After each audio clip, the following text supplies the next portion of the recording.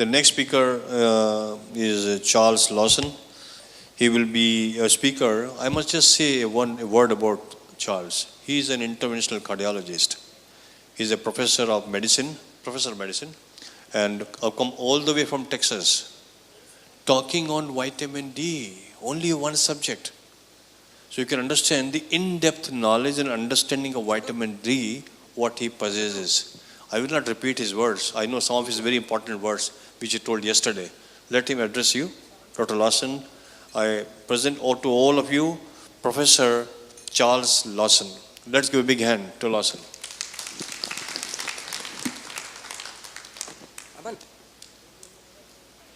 Well, good morning. Thank you for the opportunity to speak with you.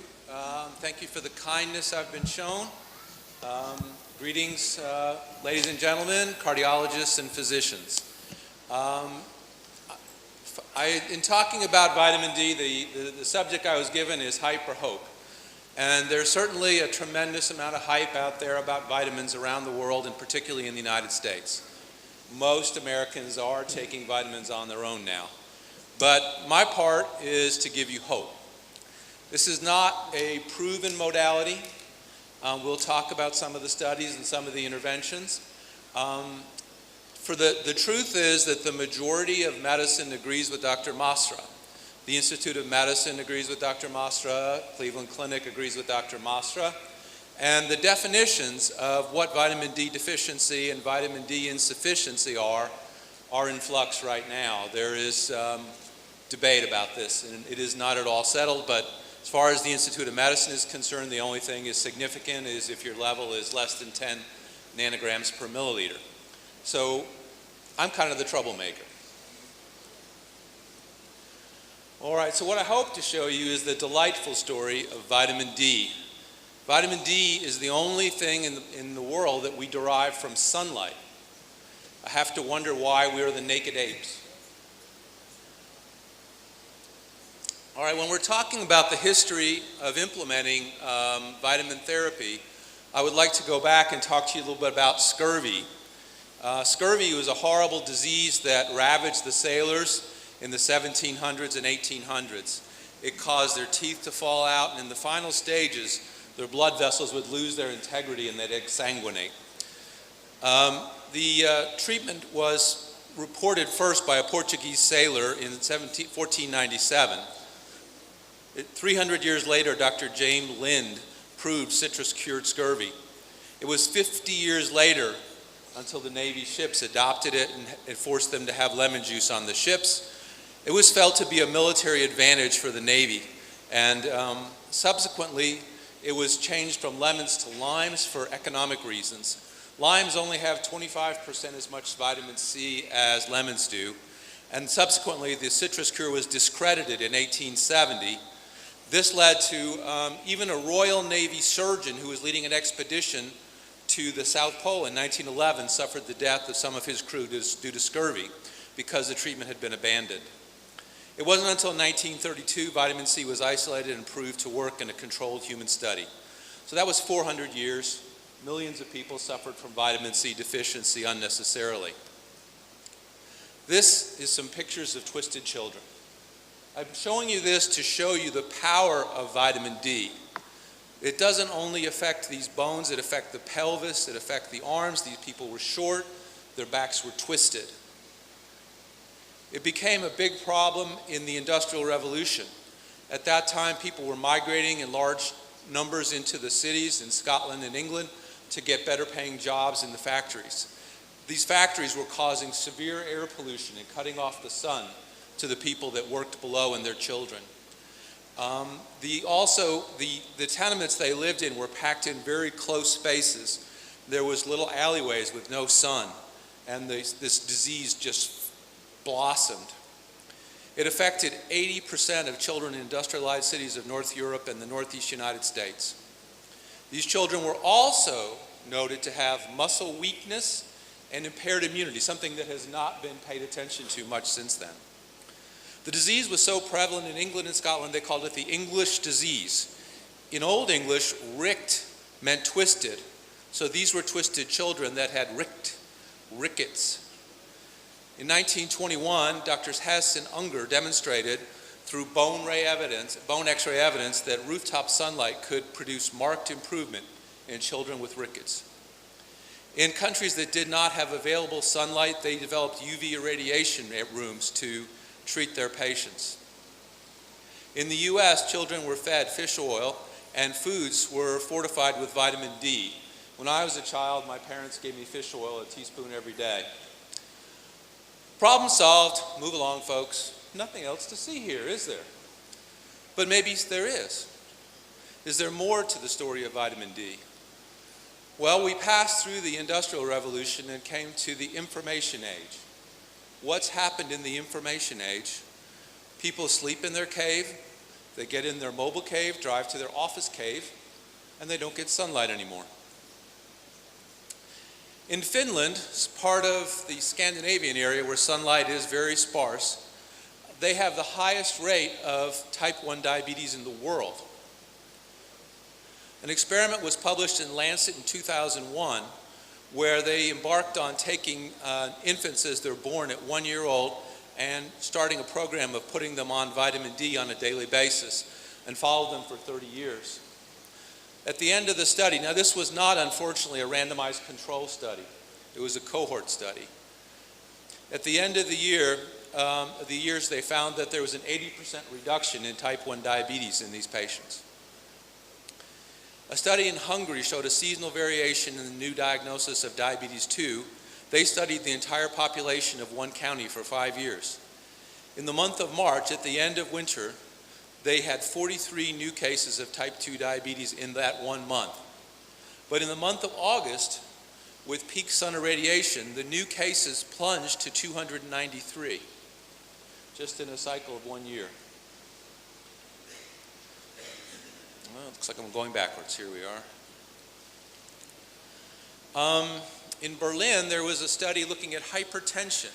And so what I'm going to try and convince you of is there's a potential not only to help with coronary disease, but to help with the diseases that plague America that are the risk factors for coronary disease. In my office, the number 1 disease that I treat is hypertension, and number 3 is diabetes. So they took a group and divided them in half and irradiated them with UV lamps. One lamp only produced UVA, the other produced some UVB. It was still 95% UVA and only 5% UVB. UVB is the spectrum that stimulates the production of vitamin D in our skin. It is made, interestingly, from cholesterol.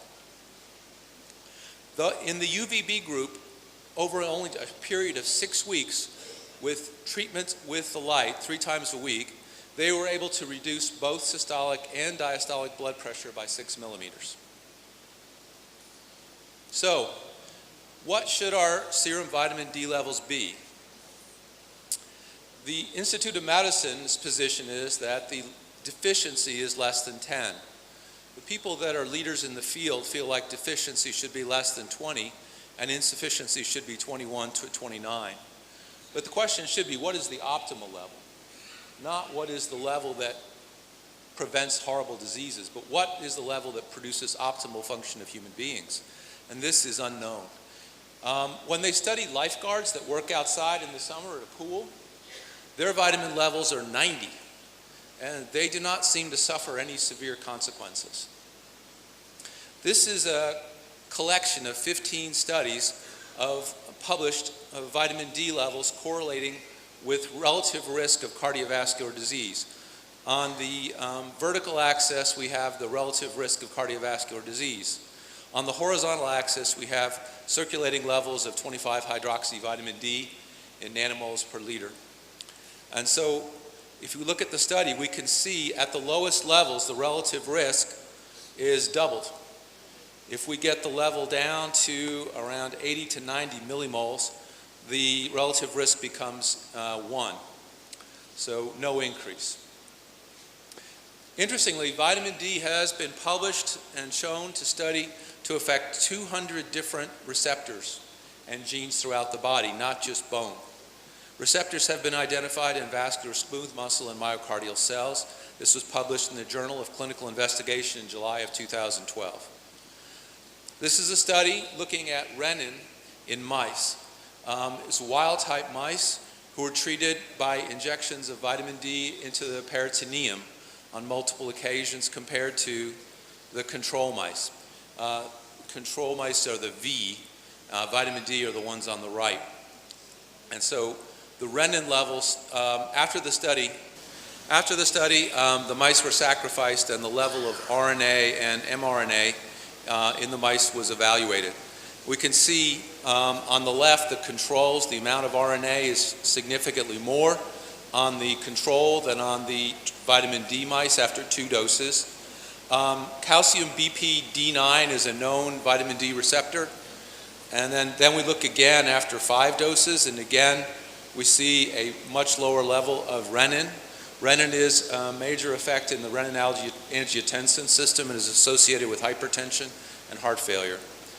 mRNA levels again are shown to decrease in these mice with serial injections.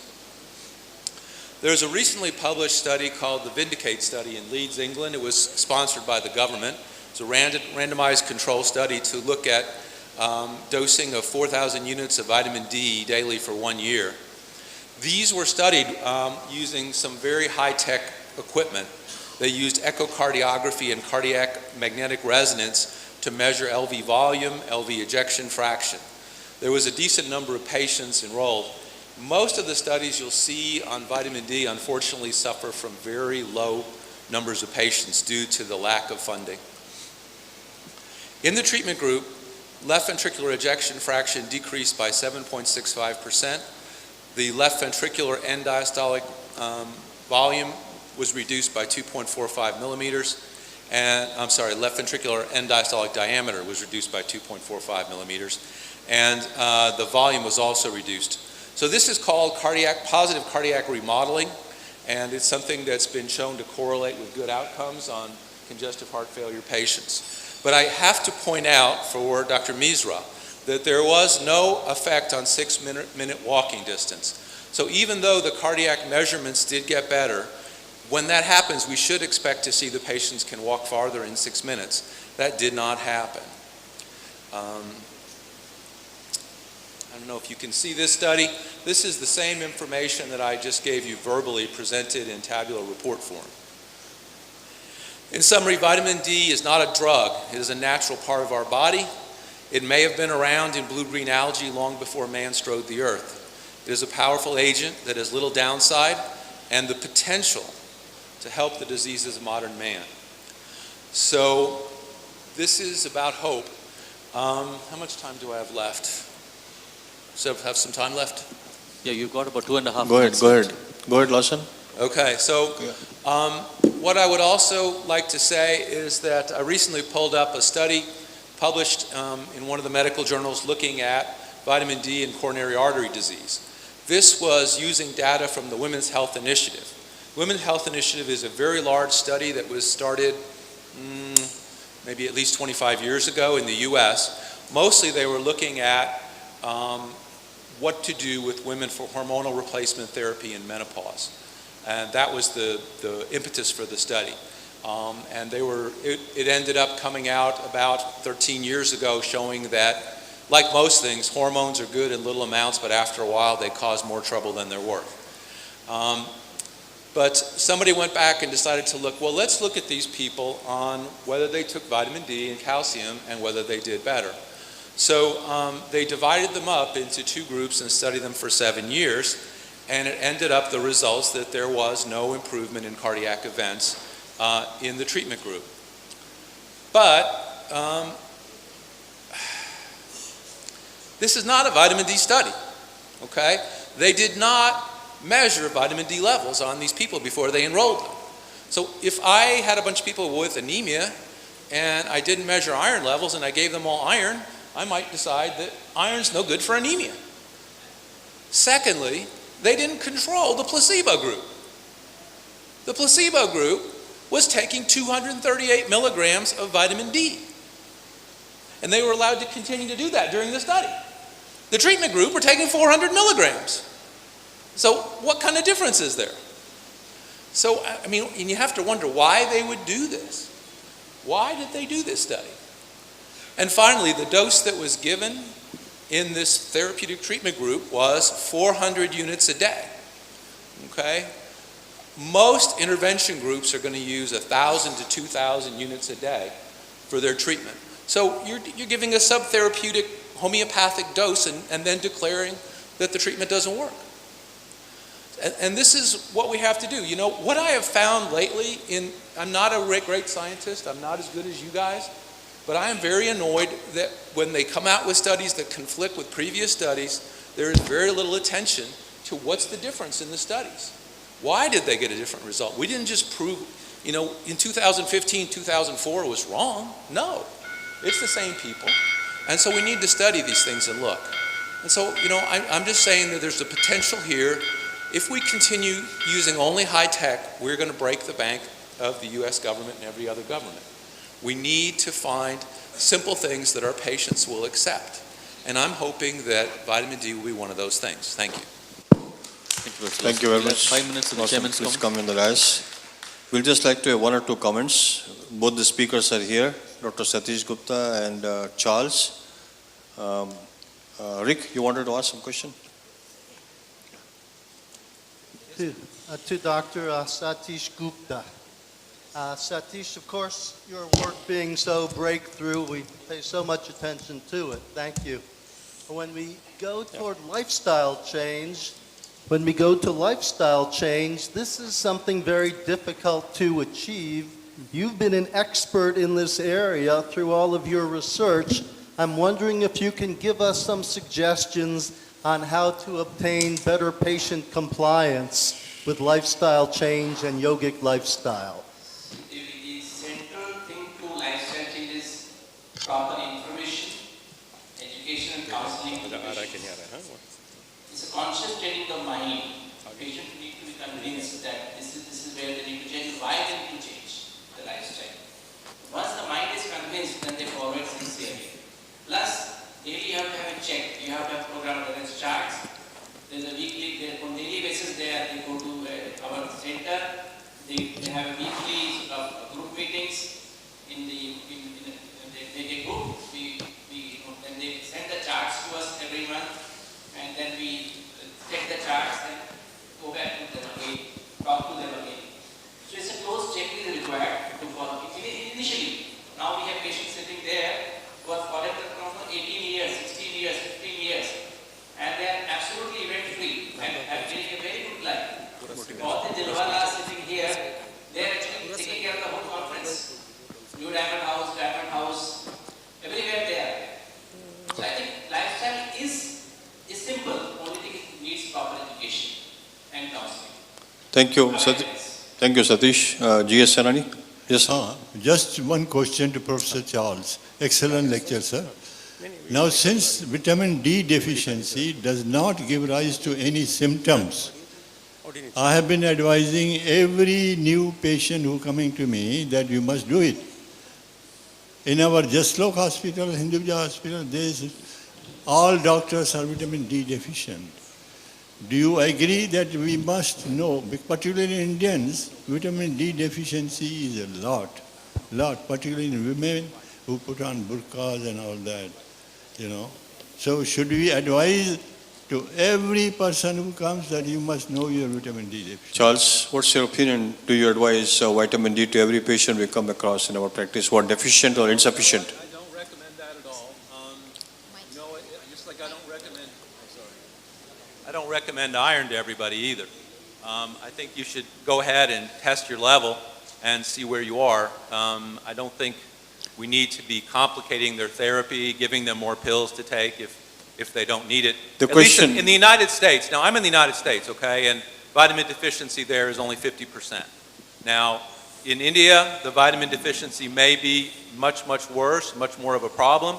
And then if you have an incident population of 80% vitamin D deficiency, then that would make sense. So I think the answer is very clear, Dr. Senani. Yes. Every patient you should test. If you find is insufficient or deficient, you should optimize in India. He said there is no optimal dose. No, I think whatever he mentioned, the upper limit is 30, it has to be I beyond think 30. between 40 and 50 is Yeah, optimal that's dose. okay. I think it should be beyond the insufficient or sufficient level, at least. Yes. Hearty congratulations, Dr. Lawson. That was a very lucid presentation. I liked your last summary slide the best, where you said that vitamin D is not medicine, it's part of our body. And that's the reason the ancient Indians did the Surya Namaskara, where automatically we got the vitamin D, so we never used to have deficiency. Surya Namaskara has got 12 asanas plus vitamin synthesis, and that's the best for this problem. Thank you. I think, ladies and gentlemen, Second thing is, Sir, I living have in one the question. flats which are glorified slums, we get less Sir, amount of sunlight, sir. one question. Sunlight is less because of the glorified slums where we live. We are living in flats called as glorified slums where there is no sunlight. thank you, Giza. Yes. Thank you, Dr. Charles. I am Dr. Amal from Bangladesh, Dhaka. I have a question to you. You have mentioned that vitamin D deficiency produce the disease, but there is a trial, some large and small trial shows that hypervitaminosis, vitamin D increased level, particularly in men population is produced ACS.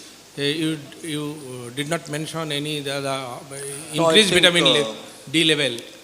Okay, there are some people who are at risk for hypervitaminosis, people that have lymphoma or sarcoid, that have certain kinds of kidney diseases. And so that's one of the reasons why it might be helpful to have a doctor evaluate the patient. There was, the United States fortified vitamin D back in the 40s, and we have it in our milk and our orange juice, and we have had it for 50 years, and we are not experiencing hypervitaminosis at any extensive degree. I think Charles has given a very nice message, and I remember the words of Charles when he mentioned yesterday on a TV interview. He says, we were in the cave long ago. We are in the cave either of a car or we are in the cave of the walls of the office. The exposure is not there because there is a barrier of a glass or a wall. I think it's a very important statement he gave. And he also gave a nice statement in the last slide that it is a natural vitamin D. It has a potential for a modern man. Very beautiful words. We have to understand the potential. Which patient is deficient, which patient is insufficient, and please optimize. The line of optimization, he says, is not so clear. But definitely, it has to be more than insufficient or sufficient. Let's give a big hand to Charles for the beautiful, outstanding contribution and stuff. Mr. Chairman, that's all And that we second, have. big hand to Satish. I think I'll request Naveen to join me to give a token of appreciation to both of them. Okay, sure. Charles, please join us. Rick, join us here. Please join us. Hello, nice meeting you, sir. Nice meeting you. Please come. Okay, please come. Please. Naveen, your role is different. Your role is recipient. Up till now he's only giving. Thank you, Satish, for your outstanding contribution.